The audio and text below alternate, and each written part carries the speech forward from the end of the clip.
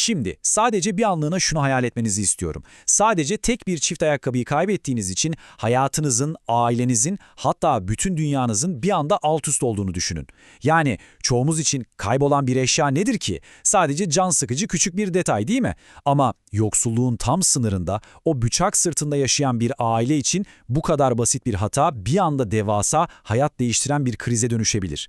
İşte bugün ilk bakışta sadece iki küçük kardeşin bir çift ayakkabıyı paylaşma mücadelesini anlatan ama aslında içinde evrensel sırlar, inanılmaz ilahi ironiler ve devasa ahlaki dersler barındıran o efsanevi eseri Cennetin Çocuklarını masaya yatırıyoruz. Bu incelemede sadece yüzeysel bir hikaye özeti yapmayacağız. Hayır, insan ruhunun o en derin, en gizli köşelerine dalacağız. Hazırsanız başlayalım.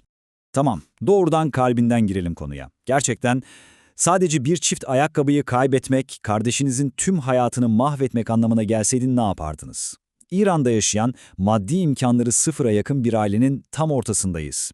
Küçük Ali, kız kardeşi Zehra'nın zar zor tamir ettirdiği ayakkabılarını kaybediyor. Ve bakın babalarının yeni bir ayakkabı alacak bir kuruşu dahi yok. Kesinlikle yok.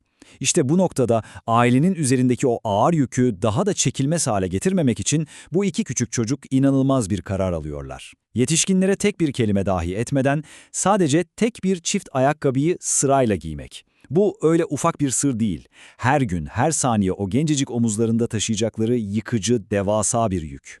Tabii böylesine vurucu bir hikayeyi ekrana taşımak hiç de kolay bir iş değil. Yönetmen ve senarist koltuğunda efsanevi isim Mecit Mecidi'yi görüyoruz. 97 yılının Şubat ayında İran'da vizyona giriyor ve 89 dakika gibi oldukça kısa sayılabilecek bir sürede kelimenin tam anlamıyla devasa bir etki bırakıyor. Gişede topladığı 925 bin dolarlık rakama bir bakın. O dönemin şartları ve filmin bağımsız yapısı göz önüne alındığında bu gerçekten inanılmaz bir başarı. Üstelik sadece yerel kalmadı, Farsça ve Türkçe dillerinde sınırları aşıp tüm dünyanın kalbine dokunmayı başardı. Peki ama nasıl? Yani bu kadar dar bir çerçevede sadece tek bir ayakkabı etrafında dönen o küçücük lokal hikaye nasıl oldu da tüm dünyayı kasıp kavurdu? Ekrana bir bakar mısınız? Amerika'dan Kanada'ya, Polonya'dan Singapur'a kadar tam 8 prestijli uluslararası festivalde ödülleri kelimenin tam anlamıyla sildi, süpürdü. AFI Fest, Montreal, Varşova, Fajr, dünyanın bambaşka uçlarındaki jüriler ve milyonlarca izleyici Ali ve Zehra'nın bu daracık sokağında kendilerinden çok ama çok büyük bir parça buldu. Ve bu tablo bize harika bir şey gösteriyor. Böylesine dokunaklı yaşayan bir mikrokozmos inşa etmek için arkada muazzam bir oyuncu kadrosu ter döktü. Muhammed Amir Naci'den tutun o inanılmaz performanslarıyla çocuk yıldızlar Amir ve Bahara'ya kadar bu listedeki her bir isim o gerçekçilik duvarına kendi tuğlasını koydu. Sadece başrollerde değil, sokaktaki o bakkal amca, okuldaki sinirli öğretmen, hepsi ama hepsi bu yoksul ama bir o kadar onurlu yaşamın inanılmaz inandırıcı birer parçası oldular. Gelin şimdi nefesleri kesen o günlük rutine bir yakından bakalım. Bölgede sistem şu: kızlar sabah, erkekler öğleden sonra okula gidiyor. Birinci adım, sabah gün doğarken Zehra o ayaklarına devasa gelen spor ayakkabılarını giyip okula gidiyor. İkinci adım, öğlen zili çaldığı an Zehra kelimenin tam anlamıyla hayatı pahasına eve doğru depar atmak zorunda. O dar sokaklardan kan ter içinde koşuyor. Ve üçüncü adım, yolun yarısında bekleyen Ali ayakkabıları kardeşinden kapıyor, zar zor ayaklarına geçiriyor ve öğleden sonraki okuluna yetişmek için bu kez o deli gibi koşmaya başlıyor. Ama ne yaparsa yapsın yine de hep geç kalıyor, hep azar işitiyor. Gerçekten yorucu, tüketici ve sinir bozucu bir döngü. Bölüm 1. İlahi ironi, gizli lütuflar. Evet, fiziksel bir çile olarak başlayan bu bitmek bilmeyen koşu maratonu aslında hikayemizin en büyük kırılma noktasını oluşturuyor. Şöyle bir söz vardır, çoğunuz duymuştur. Bazen hoşlanmadığınız bir şey hakkınızda iyi olabilir. İşte Ali'nin yaşadığı o kabusun tam merkezinde bu gerçek yatıyor. Çocuk her gün kan ter içinde koşuyor, sürekli öğretmenden fırça yiyor, muazzam bir eziyet çekiyor. Dışarıdan baktığınızda durum felaket, kesinlikle çocuğun hayrına değil. Ama durun, asıl sarsıcı detay şu: Ali'nin okulla o dar sokaklar arasında attığı o çaresiz, acı dolu deparlar var ya, onlar aslında Ali için kusursuz bir atletizm antrenmanıydı. Hayat ona en büyük zorluğu adeta bir lütuf kılıfında sunmuştu ve Ali profesyonel atletizme o ilk adımını çektiği bu tükenmez acı sayesinde hiç farkında bile olmadan atmıştı. Ve işte o aylarca süren acı dolu antrenmanın meyvesi o meşhur koşu yarışmasında ortaya çıkıyor. İnanılmaz bir ironi. Bir tarafta Ali'nin hayattaki tek hedefi var. Sadece ve sadece üçüncü olmak. Neden biliyor musunuz? Çünkü yarışmada sadece üçüncülük ödülü bir çift spor ayakkabı. Birinci olmak, altın madalya falan umrunda bile değil çocuğun. Tek derdi o ayakkabıyı alıp kız kardeşine götürmek. Ama diğer yanda hayatın o büyük paradoksu tokat gibi çarpıyor. Yarışın son saniyelerinde arkadan biri çelme takıyor, çocuğun dengesi bozuluyor. Tekrar 3. sıraya düşmek için kendini frenlemeye çalışıyor ama mesafe o kadar kısa ki yanlışlıkla bitiş çizgisini 1. olarak geçiyor. Bütün kalabalık çılgınlar gibi alkışlıyor, şaşalı kupalar veriliyor ama Ali perişan. Omuzları çökmüş, hıçkıra hıçkıra ağlıyor. Çünkü birincilik ödülünde kardeşinin o çok beklediği ayakkabı yok. Peki Ali'nin bu kalp kırıklığı, bu devasa hayal kırıklığı öylece havada mı kalıyor? Kesinlikle hayır. İnsan için ancak çalıştığı vardır ilkesi tam da bu saniyede devreye giriyor. Ali, o sokak aralarında farkında olmadan ödediği bedelin, o döktüğü terin karşılığını bambaşka ve çok daha güzel bir yoldan alıyor.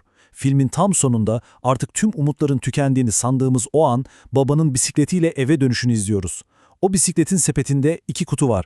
Biri Ali, diğeri Zehra için alınmış yepyeni pırıl pırıl 2 çift ayakkabı. Yani şer gibi, yıkım gibi görünen o istenmeyen birinciliğin ardında aslında ilahi adaletin nasıl kusursuz çalıştığını görüyoruz. Verilen emek, dökülen ter hiçbir zaman ama hiçbir zaman boşa gitmiyor. Bölüm 2. Yoksulluk karşısında diğerkamlık. Şimdi biraz rotamızı çevirip bu ailenin dış dünyayla, sokaktaki insanlarla kurduğu o ince ilişkiye bakacağız.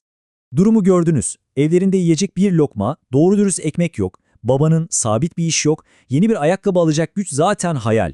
Ama gelin görün ki komşusu açken tok yatan bizden değildir ahlakını adeta karakterlerinin omurgası yapmışlar. Mutfakta kaynayan sadece bir tas çorba olduğunda bile bir an bile tereddüt etmeden onu hasta ve yaşlı komşularıyla paylaşıyorlar. Kendi ihtiyaçları tavan yapmışken bile başkasını düşünmek. Bu durum yoksulluğun insanın ahlakını ve vicdanını asla satın alamayacağının en somut, en net kanıtı. İşte bu komşuluk ahlakı aslında ileride çok daha büyük bir sınava zemin hazırlıyor. Olayı bir dedektiflik hikayesi gibi düşünün. Birinci gün Zehra okul bahçesinde şok geçiriyor. Kendi canından çok sevdiği, kaybettiği o ayakkabıları başka bir kızın ayağında görüyor. İkinci gün abisi Ali ile beraber kızı okul çıkışında adım adım gizlice evine kadar takip edip yerini öğreniyorlar. Üçüncü gün gerçeğin yüzlerine bir tokat gibi çarptığı an. Kapı açılıyor ve kızı karşılayan babanın kör olduğunu görüyorlar. O ailenin de en az kendileri kadar, hatta belki de onlardan çok daha çaresiz ve fakir olduğunu anlıyorlar. Yani işin özeti, buradaki o can alıcı nokta tam olarak şu. Diğerkamlık dediğimiz şey sadece öyle kitaplarda yazan süslü, felsefi bir kavram değil. Ali ve Zehra'nın o sokağın başında verdiği kararın ta kendisi. Kendi ayakları su toplamışken, yara bere içindeyken, her gün o koşu çilesini çekerken, üstelik o ayakkabı aslında kendi haklarıyken, sırf o kör babayı ve o küçük kızı o mutluluktan mahrum etmemek için tek bir kelime dahi etmeden arkalarını dönüp sessizce evlerine dönüyorlar. İşte bu diğerkamlığın ben değil öteki diyebilmenin en çarpıcı, en sarsıcı hali. Bölüm 3. Dürüstlüğün en büyük sınavı. Peki ya dürüstlük, o kutsal güven duygusu, bedeli ne kadar ağır olursa olsun nasıl korunur? Bu ailenin ahlaki iskeletini tavizsiz tek bir prensip ayakta tutuyor. Aldatan bizden değildir. Anne ve babanın çocuklarına uzun uzun nutuklar çekerek değil, bizzat eylemleriyle, yaşayarak işledikleri o katı ahlaki kod. Biz bunu en net nerede görüyoruz? Babanın cami vakfında gönüllü çalıştığı çay salonunda. Orada kelimenin tam anlamıyla dosdoğru bir yol üzerinde yürüdüğünü çocuklarına öyle bir sahneyle kanıtlıyor ki, inanılmaz. O sahneyi gözünüzde bir canlandırın. Babanın önünde camiye ait devasa şeker blokları duruyor. Dağ gibi şeker var. Bunlar emanet. Eşi ona bir bardak çay getiriyor ve Zehra'ya babasına şeker vermesini söylüyor. Zehra da çok doğal olarak hemen babasının önündeki o tepeleme duran cami şekerlerinden birini işaret ediyor. Ama baba anında müdahale ediyor. Dur diyor. Bunlar caminin, bunlar bize güvenilerek verildi. Onlar emanet. Kendi önünde yüzlerce emanet şeker dururken gidip kendi kişisel o küçük zavallı kavanozlarındaki azıcık şekerden alıp çayını içiyor. O küçücük kıza emanete hıyanet etmemenin ne demek olduğunu bir ömür boyu kafasından silemeyeceği bir şekilde kazıyor. Şimdi sıkı durun çünkü asıl tüyler ürpertici nokta burası. Babanın o gün o çay ocağında attığı o sessiz ama devasa tohum, aylar sonra Ali'de nasıl yeşeriyor biliyor musunuz? Ali babasıyla camiye gittiğinde kapıdaki ayakkabıları düzeltme görevini alıyor. Çocuğun önünde yüzlerce ayakkabı var. Pırıl pırıl, tam ayağına göre yepyeni yüzlerce ayakkabı. Ve Ali'nin o ayakkabılardan sadece bir tanesine, bir çiftine kelimenin tam anlamıyla ölümüne ihtiyacı var. Ama aklının, zihninin en ufak bir köşesinden bile çalıp o sıkıntıdan kurtulmak geçmiyor. Babasının o çay ve şekerle verdiği dersi hatırlıyor. Yüzlerce ayakkabı orada sahipsiz duruyor, Ali hepsini teker teker düzeltip yerine koyuyor. İçindeki o devasa ihtiyaç aldığı dürüstlük terbiyesini asla yenemiyor. İşte tüm bu hikayeyi, bu inanılmaz ahlaki direnişi, o kan ter içindeki koşuları ve emanetleri tek tek masaya yatırdık. Ali ve Zehra o kendi küçücük dünyalarında insanlığın en büyük sınavlarından birini verdiler. Peki ya biz? Ekranda gördüğümüz bu detaylar aslında bizim kendi hayatlarımızda nerede duruyor? Hırsın, sürekli bir adım öne geçme arzusunun, başkalarını ezip geçerek kazanmanın tek geçerli kuralı olduğu, herkesin ama herkesin birinci olmak için çıldırdığı şu modern dünyada sevdikleriniz için, doğrularınız için, başkalarının mutluluğu için üçüncü olmayı hedefleyecek kadar cesur musunuz? Gerçek başarı bitiş çizgisine ilk geçmek midir, yoksa o çizgiyi geçerken kalbini temiz tutabilmek mi? Bu sorunun cevabını size bırakıyorum. Bir sonraki derin analizimizde görüşmek üzere.